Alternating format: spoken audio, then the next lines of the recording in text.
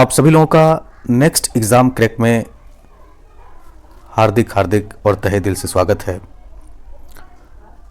आजकल समाचार पत्रों में जो माइग्रेटरी लोकस्ट्स हैं, यानी जो टिड्डे हैं, जो ग्रॉस हॉपर की तरह दिखने वाले टिड्डे हैं, ये भारत में भी प्रवेश कर गए हैं।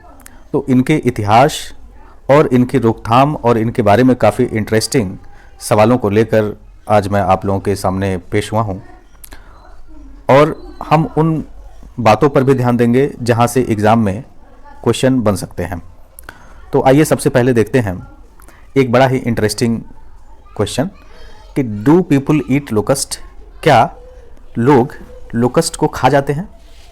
तो आपको जान के बड़ी हैरानी होगी कि पीपल इन सेवरल कंट्रीज़, कई देशों के लोग लोकस्ट को बड़े बड़े जाल के अंदर फंसाते हैं और उन्हें बड़े चाव से रोस्ट करते हैं, बॉयल करते हैं और उसके बाद उसको एक अच्छी रेसिपी में यूज करके इसको बना के खा जाते हैं।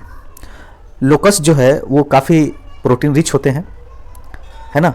ये काफ़ी प्रोटीन रिच फूड है locust. During periods of increase locust activity, piles of dead locust can be found in the marketplaces of many locust affected countries. During period of locust increased activity, जब ये locust attack करते हैं तो हम ऐसे देशों में जहाँ पर लोकस्ट ने अटैक किया है वहाँ पे बाज़ारों के अंदर बड़े बड़े ढेर पाइल्स ऑफ डेड लोकस्ट, यानी मृत लोकस्ट के ढेर को बाज़ारों में बिकते हुए देखेंगे, क्योंकि ये चूँकि प्रोटीन रिच होते हैं और इसीलिए लोग इसको कोकोनट ऑयल में या हनी के साथ, अफ्रीका के अंदर हनी के साथ, फिलीपींस में कोकोनट ऑयल के साथ मिला करके इसको खाया जाता है। ठीक है, तो ये जो है काफ़ी इंटरेस्टिंग सवाल था, जिससे मुझे लगा कि सबसे पहले इसे शुरुआत करते हैं। उसके बाद आते हैं दूसरे क्वेश्चन के ऊपर। दूसरा क्वेश्चन है what is the difference between locust and grasshopper? Locust और ग्रास हॉपर में क्या फ़र्क है, क्या बेसिक डिफरेंस है? तो locust are a part of large group of insects. जो लोकस्ट होता है वो इंसेक्ट के बड़े समूह का एक सदस्य होता है और इसको ग्रास हॉपर कहते हैं। लेकिन ये जो होता है लोकस्ट जो होता है, लोकस्ट ये जो है एक्रीडिडेई, यहाँ देखिए एक्रीडिडेई, ये इंपॉर्टेंट है, एग्जाम में पूछा भी जा सकता है कि what is the name of the family of the locust which have invaded, है ना। तो एक्रीडिडेई याद रखिएगा, एक्रीडिडेई है। Locust differ from grasshopper in the they have ability to change their behaviour. Grasshopper और locust के अंदर काफ़ी सिमिलरिटीज़ पाई जाती हैं, है ना। आप उसको ऐसे देख के नहीं अंदाज़ लगा सकते हैं, लेकिन जो लोकस्ट होता है उसके बिहेवियर में चेंजिंग आ जाती है। जो लोकस्ट होता है उसके बिहेवियर में चेंजिंग आ जाती है, लेकिन जो ग्रास हॉपर होता है उसके बिहेवियर में चेंजिंग नहीं आती है ना। अगर ये दोनों अकेले हैं, जैसे लोकस्ट की जब डेंसिटी कम होती है तो वो बिल्कुल ग्रास हॉपर की तरह बिहेव करता है। इसके बाद आते हैं एक बहुत ही अच्छे ट्यूटोरियल के ऊपर जो मैंने बनाया है, जो एग्ज़ाम के पॉइंट ऑफ व्यू से बहुत ही इंपॉर्टेंट है। डेजर्ट लोकेस्ट का जो किंगडम है, देखिए जो किंगडम है डेजर्ट लोकेस्ट का वो है एनिमेलिया, याद रखिएगा। फाइलम है इसका आर्थ्रोपोडा और क्लास है इसका इंसेक्टा, और जो फैमिली है अभी हम लोगों ने बात की थी, फैमिली जो है एक्रीडिडेई है, ठीक है ना। उसके बाद देखिए ग्रास हॉपर जो होता है वो सॉलिटरी होता है, वो एकांत में रहना पसंद करता है ना, और डल होता है, वो इतना नहीं भाग पाता है। लेकिन जो लोकस्ट होता है वो हाईली मोबाइल होता है, बहुत तेज़ी के साथ भागता है और आपको जान के हैरानी होगी कि एक दिन में 150 किलोमीटर की यात्रा ये तय करता है ना। एक दिन के अंदर यानी इन 24 आवर्स 150 किलोमीटर से भी ज़्यादा की दूरी ये तय कर लेता है।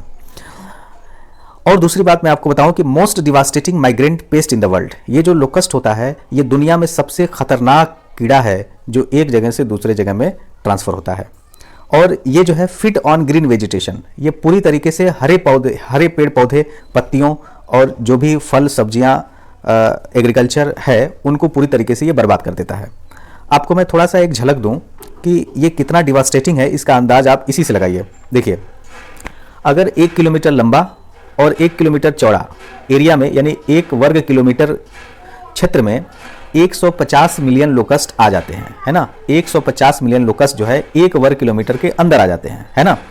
और इनको सैटेलाइट से भी आप इनको खोज नहीं सकते, है ना। सैटेलाइट से भी आप इनको ट्रेस नहीं कर सकते, है ना। ये हवा का रुख जिधर होगा उधर ही ये माइग्रेट करते जाते हैं ना। हवा का रुख जिधर होगा उधर ही ये माइग्रेट करते जाते हैं, ठीक है ना। Carried out by the wind of the air या carried by the direction of the wind, जिधर हवा जाएगी उधर ये लोकेस्ट जो है अपना रुख मोड़ लेते हैं, ठीक है। तो एक और इंटरेस्टिंग बात आपको बताता हूं कि अगर 1 वर्ग किलोमीटर यानी 150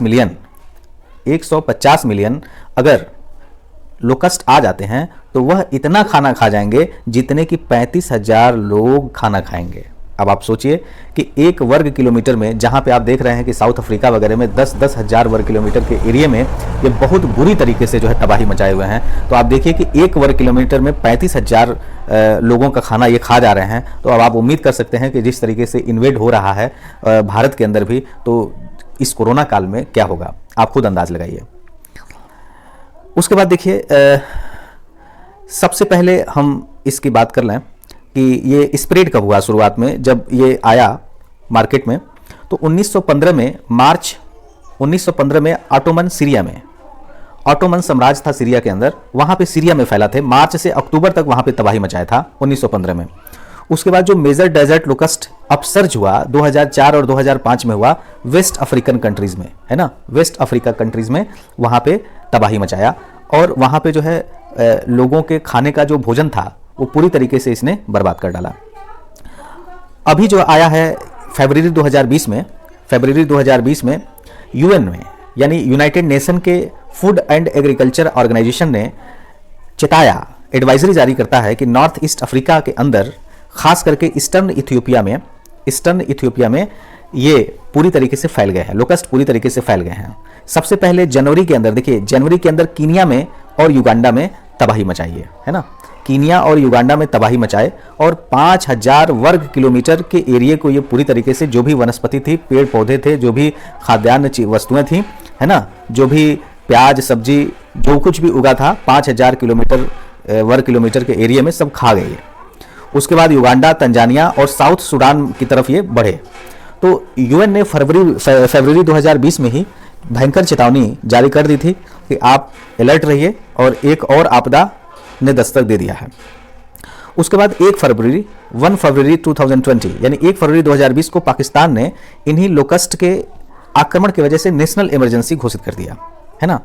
उसके बाद अभी जो हालिया जो हालात हाजरा का प्रोग्राम चल रहा है वो है कि हमारे यहाँ यानी इंडिया के अंदर राजस्थान, गुजरात, मध्य प्रदेश, हरियाणा, यूपी और पंजाब में इनका अटैक दिन ब दिन बढ़ता जा रहा है ना। व्हेन लोकस्ट मीट, जब लोकस्ट मिलते हैं तो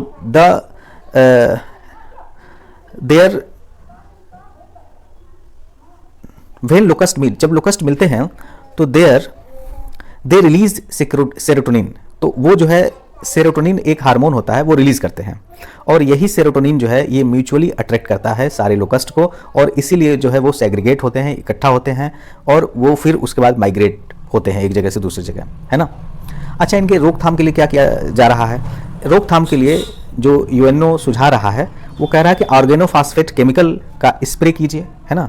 यही एक सबसे अच्छा रोकथाम का पेस्टिसाइड है, ऑर्गेनोफॉस्फेट केमिकल, है ना। उसके बाद ये लोकस्ट जो है कहाँ पे ज़्यादा, किस एरिया में ज़्यादा पनप जाते हैं? तो सेमी एरिड और एरिड डेजर्ट ऑफ अफ्रीका। अगर सेमी एरिड है यानी हल्की फुल्की नमी है या अधिक नमी है तो वहाँ पर जो है इनके फलने फूलने, इनके ब्रीडिंग के लिए बहुत अच्छा एनवायरनमेंट मिल जाने की वजह से ये काफ़ी अच्छे से ग्रो करते हैं। अभी देखिए, मैं आज ही द हिंदू न्यूज़पेपर पढ़ा तो मैंने देखा वहाँ पे कि राजस्थान के अंदर वहाँ के एग्रीकल्चर मिनिस्टर और एग्रीकल्चर जो ऑफिसर्स हैं वो और किसान मिल करके रात में पेस्टिसाइड का छिड़काव किए, क्योंकि राजस्थान के 20 जिले इसके जद में आ चुके हैं। तो अब आप सोच सकते हैं कि कोरोना काल में जहां पहले से ही काफ़ी चीज़ें बदल गई हैं, काफ़ी महामारी की वजह से खाद्यान्न वस्तुओं और कि लोगों तक पहुंच जो है छीड़ हो गई है, तो ऐसे में अगर हम लोगों ने लोकस्ट को कंट्रोल नहीं किया तो भारत पूरी तरीके से जो फूड इनसिक्योरिटी है उससे घिर जाएगा। तो उम्मीद करता हूं कि आपको ये लेसन अच्छा लगा होगा। मेरे चैनल पे बने रहने के लिए बहुत बहुत धन्यवाद। अगर आपने चैनल को सब्सक्राइब नहीं किया है तो प्लीज़ सब्सक्राइब कर दीजिए। धन्यवाद।